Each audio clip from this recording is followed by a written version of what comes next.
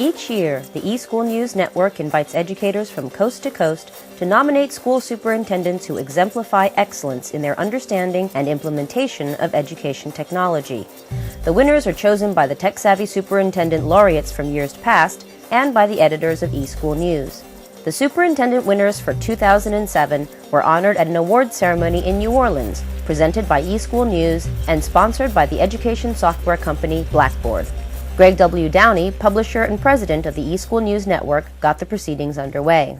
I'd like you also to join with me again in thanking our wonderful sponsor, Blackboard.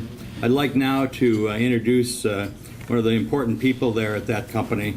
Gordon Freedman is the Vice President for Education Strategy at Blackboard. Gordon, would you come up and say hello?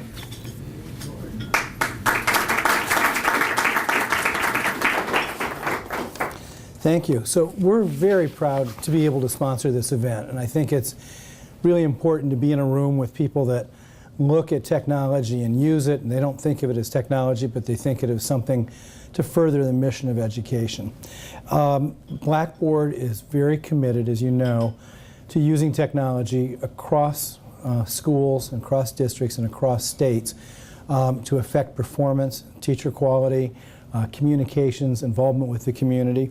And I think the work that you do and have done in this award you're receiving are just wonderful, because what we find is often the digital divide in the school world is between the ed tech and the curriculum director, and that leadership is necessary to look at what your final objectives are so that you don't get caught in the weeds of the technology and in the specifications, but you look at what goes forward. And as a company, we've committed tremendous resources recently to K-12. For a long time, we've been part of a company that was very, very focused on higher ed and was in K-12.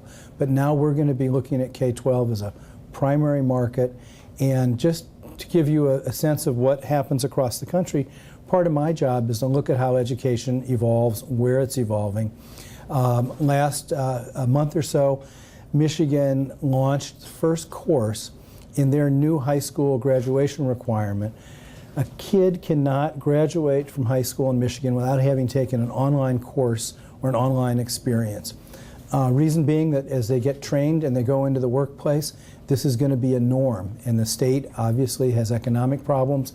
They want to see training as part of a lifelong opportunity.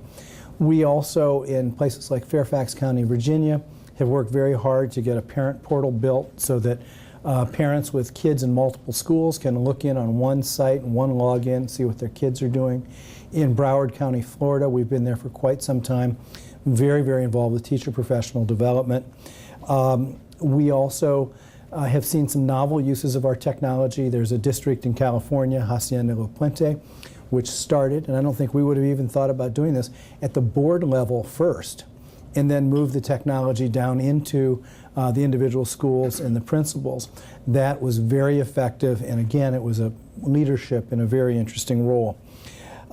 We're also very interested in things that I think are on the cutting edge, but I'm sure involve all of you, especially dual enrollment in community college.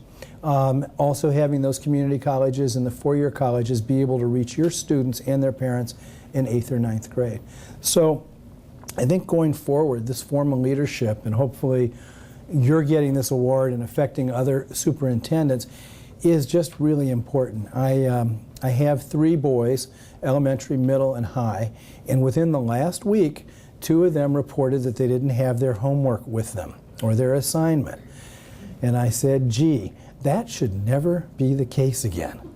Similarly, if a child shows up at school and is not awake or with it or doesn't have the right teacher and can't get a piece of content that's only delivered once for 45 minutes, once during the year, that should never be the case. So 24/7 access and those other issues and how you're using technology should just be part of what education is. And so as we go forward, we are going to be working with districts and with states to look at the future of education and help be part of it. And so again, I want to say congratulations for you having received this reward and award. And I'm just hoping that this leadership then permeates through the whole school and ends up really making a difference for kids. Thanks.